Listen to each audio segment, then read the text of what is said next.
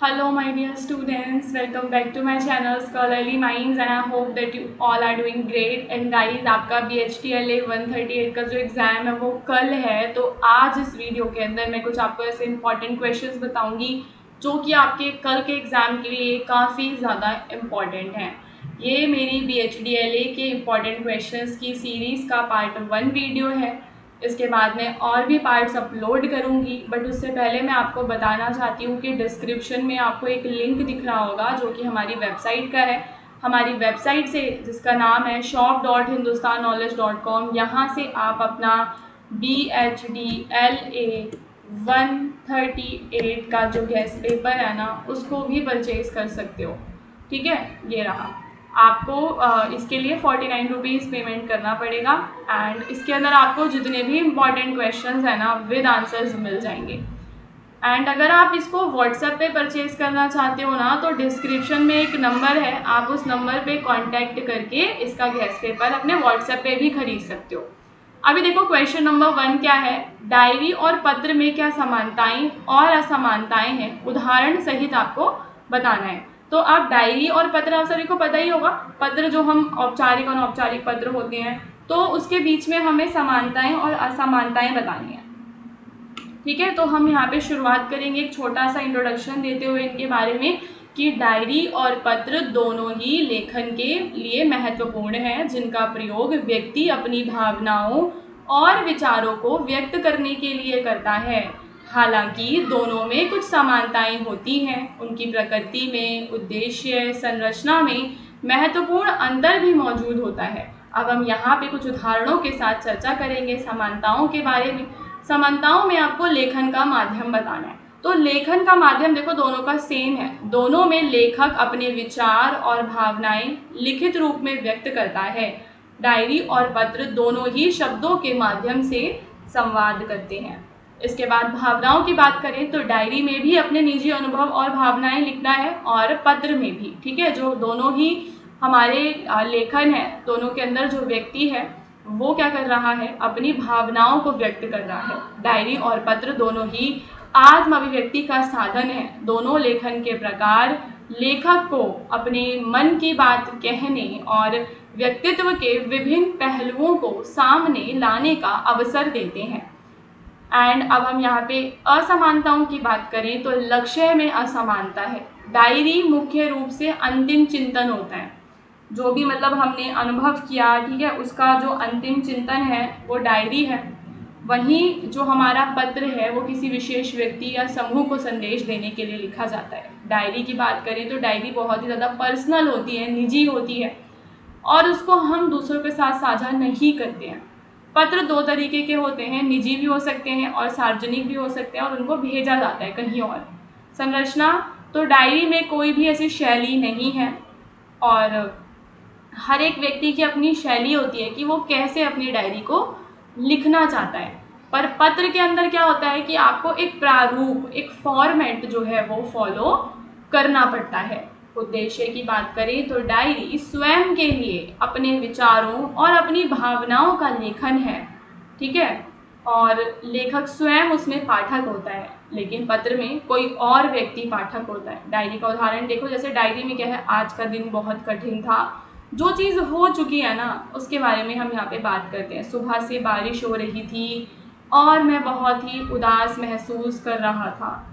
पत्र हम किसी और को लिख रहे हैं, हम उसमें उसको मतलब प्रिय राम ऐसे संबोधन भी कर रहे हैं, है ना। आशा करता हूँ तुम स्वस्थ और प्रसन्न हो, मैं तुम्हें यह पत्र इसलिए लिख रहा हूँ कि मैं तुम्हें अपनी हाल की यात्रा के बारे में बताना चाहता हूँ। एंड करते वक्त तुम्हारा मित्र मोहन। तो हम उसमें एक फॉर्मेट फॉलो करते हैं। फाइनली आप बताएंगे कि डायरी और पत्र दोनों भावनाओं और विचारों को अभिव्यक्त करने में महत्वपूर्ण माध्यम है, लेकिन डायरी स्वाभाविक रूप से निजी और आत्म केंद्रित होती है, जबकि जो पत्र है वो संवादात्मक और किसी दूसरे व्यक्ति को संदेश देने के लिए होता है। ठीक है, इसके बाद आपको भाषा और शैली दोनों की दृष्टि से तुलसीदास के काव्य के बारे में बताना है।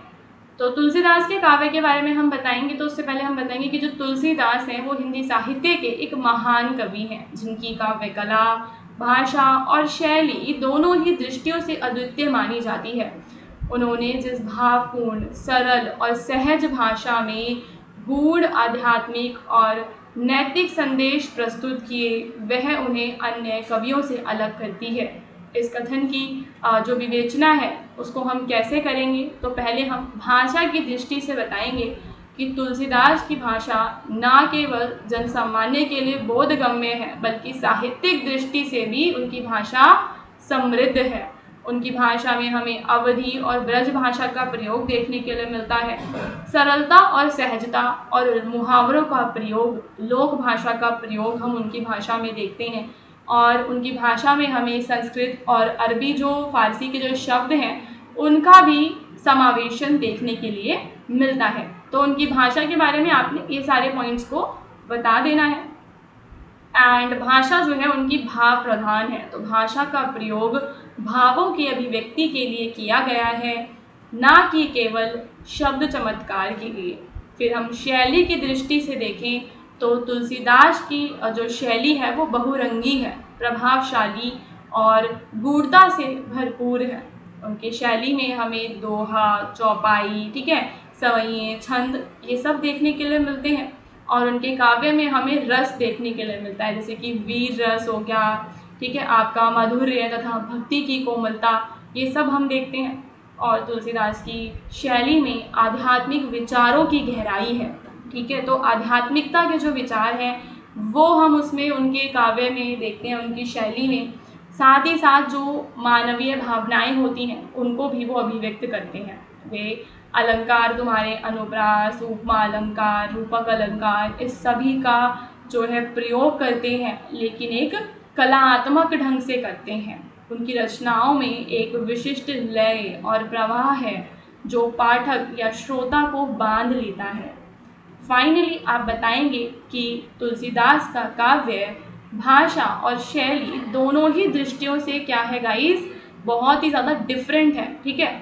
और उन्होंने जिस कुशलता से जनभाषा को साहित्यिक गरिमा दी और भावों की गहराई को सरल शब्दों में व्यक्त किया है, वो उनको विशिष्ट बनाता है, दूसरों से डिफरेंट बनाता है।